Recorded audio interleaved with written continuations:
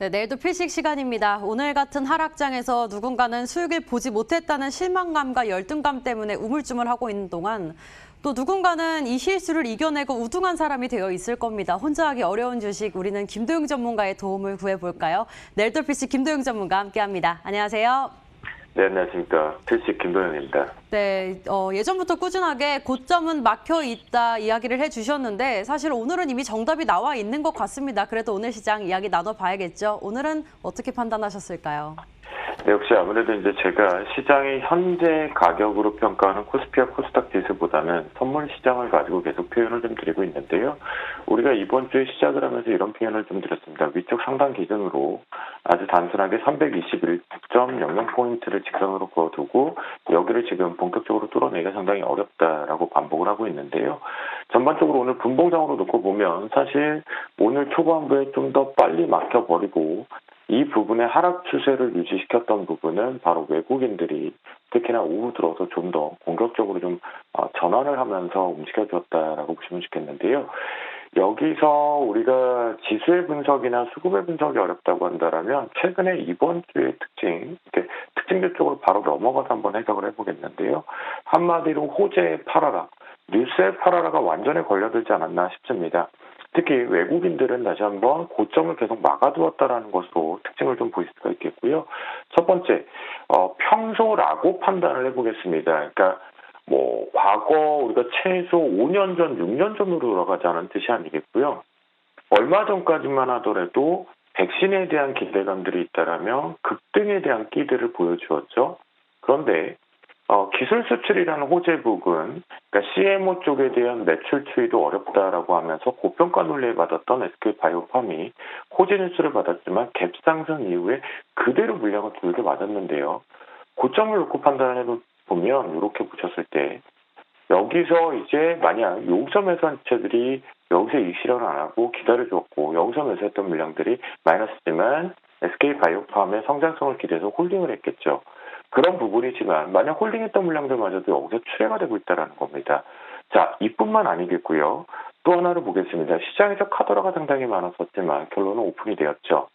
네이버를 통해서 CJ 대한통운, 그 다음에 스튜디오 드래곤 등과 같이 지분 취득 부분으로 최소한 2대 주주까지 올라가겠다라는 표현들이 있었습니다.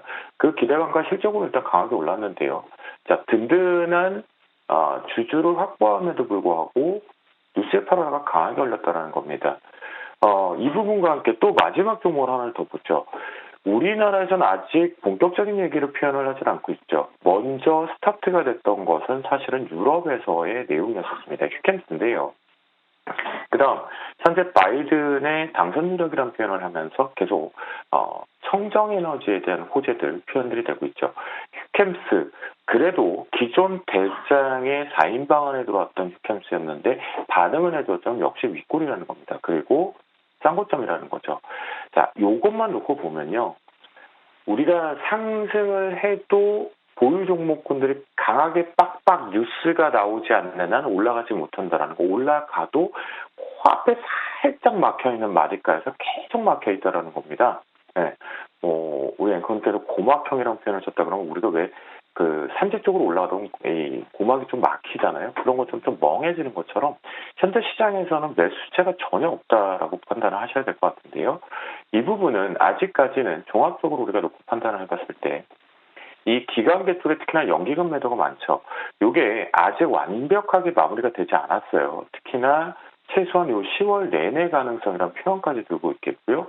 코스닥 역시도 마찬가지입니다. 그렇기 때문에 이 매도 물량들이 좀 완벽하게 좀 출회가 마무리가 돼야 된다라고 보셔야 될 것 같겠고요. 요게 9월 만기 기준으로 우리나라 시장을 체크해 보면 전반적으로 이렇게 보셨는데 아마 조금 잘 안 보이실 것 같은데요. 9월 11일 날 이후로 우리가 해석을 해보시면요. 대략 기관계 쪽에서는 2조 1,000억대고요. 코스닥 같은 경우 2조대입니다. 자, 그런 부분에 선물 시장으로 잠시 돌아와 볼게요. 외국인들이 동시만기 이후에 지금 5,000억대 매도입니다.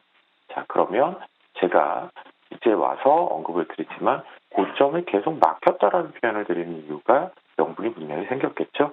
이런 부분의 결론, 지금 우리가 추격을 따라가기 상당히 부담스러운 위치가 분명히 있다. 라고 말씀 좀 드리겠고요. 마지막으로 해외 요거 하나만 또 보고 가겠습니다. 나스닥을 표현을 하자면요. 여기 딱 앞에서 봤던 거와 마찬가지 쌍고와 우리나라 패턴도 여기서 아마 보이신다라면 시청자분들은 좀 더 시장을 집중적으로 보고 계실 거라고 보입니다. 자, 다중고점 형태라는 건 역시 반드시 우리가 지금은 돌다리를 두들겨서 압축을 하더라도 좀 기다려서 해야 된다라고 정리를 해보도록 하겠습니다. 네, 짧게 정리를 하자면 역시나 고점은 막혀 있다로 정리를 할 수 있을 것 같은데요. 이렇게 고점이 막혀 있음에도 불구하고 주신 종목들은 수익률이 정말 좋습니다. 오늘이야말로 정말 리뷰를 하고 넘어가야 할 것 같은데 최고가 기준으로 말씀드릴게요.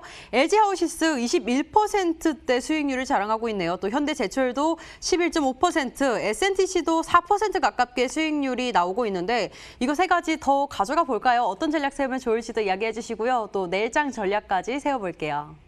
네, 현재 기준점에서는 홀딩이 유력하지만 중요한 자리가 있기 때문에 손절 라인만 지키면서 가자라고 표현하겠습니다. 첫 번째, SNTC 같은 경우는 이렇게 보시면 지루한 박스권 상태에서 지금 멈춰 있죠. 이 부분에서는 이제 역시 수급의 부재다라고 보시면 좋겠는데요. 하지만 이 속에서 아래 꼬리가 달리면서 움직이지만 어제 저가 기준으로 이렇게 타이트하게 정하도록 하겠습니다. 대략적으로 어제 저가인 15,300원을 이탈할 경우에는 역시 현금화를 하자라고 SNTC라고 말씀을 좀 드리겠고요. 이 부분을 지지를 한다라면 홀딩에서 가지고 끌고 올라가도록 하겠습니다. 두 번째 종목 쪽으로 좀 오래되었죠. 우리가 그때 바로 이 인테리어 쪽 관련돼서 표현을 좀 드렸었는데요. LG하우시스 건축 자재 쪽으로 표현을 드렸습니다. 그런데 역시도 마찬가지입니다. 지금 보시면 저점과 더 올라갈 수 있는, 그러니까 시장을 방어할 수 있는 조건들에서 추가 상승 부분의 수급도 유지가 되면서 긍정이지만 역시 박스권에 걸렸죠. 그렇다고 한다면 LG하우시스도 마찬가지로 우리가 앞에 저점까지를 지지하게 기다리기에는 폭이 좀 진폭이 있습니다. 그렇기 때문에 역시 67,900원을 훼손할 경우에 이것도 정리하고 나오겠다라고 말씀 좀 드리겠습니다. 이탈하지 않는다면 역시 홀딩이겠고요. 마지막적으로 이제 현대제철 사실은 조금 고민 중인데요. 왜냐하면 이제 그룹사발에 대한 움직임이지 않을까라는 생각이 듭니다. 그룹사발에 대해서 우리가 모비스라든가 현대차, 기아차, 그리고 현대제철과 현대글로비스 분명하게 조금 차이점들이 분명히 있다는 거 알고 계실 건데요.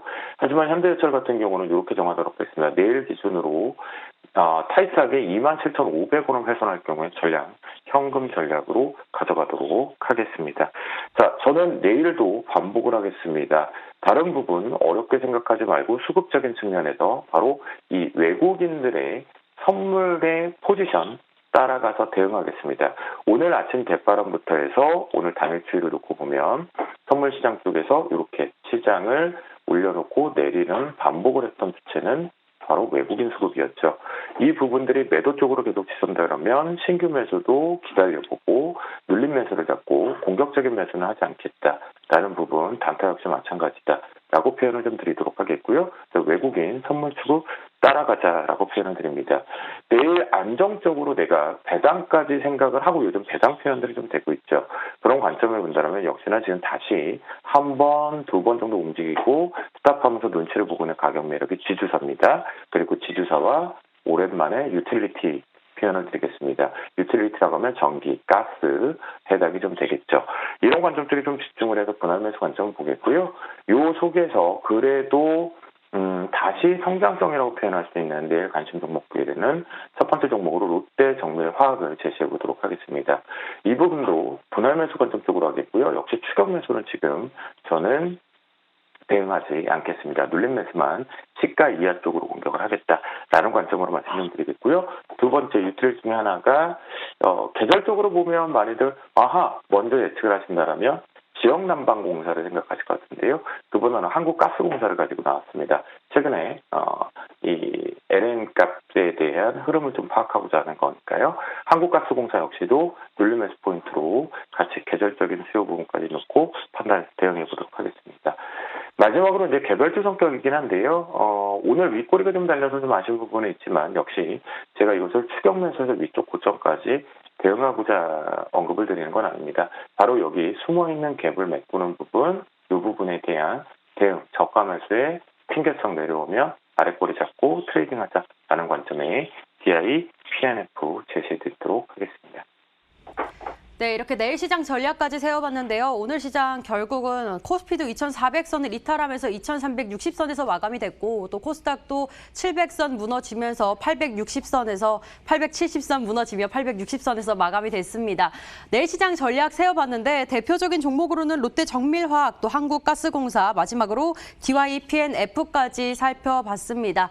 이렇게 주목해서 살펴보는 걸로 하고요. 여기서 인사드릴게요. MTNW 김도영 전문가 함께했습니다. 고맙습니다. 감사합니다.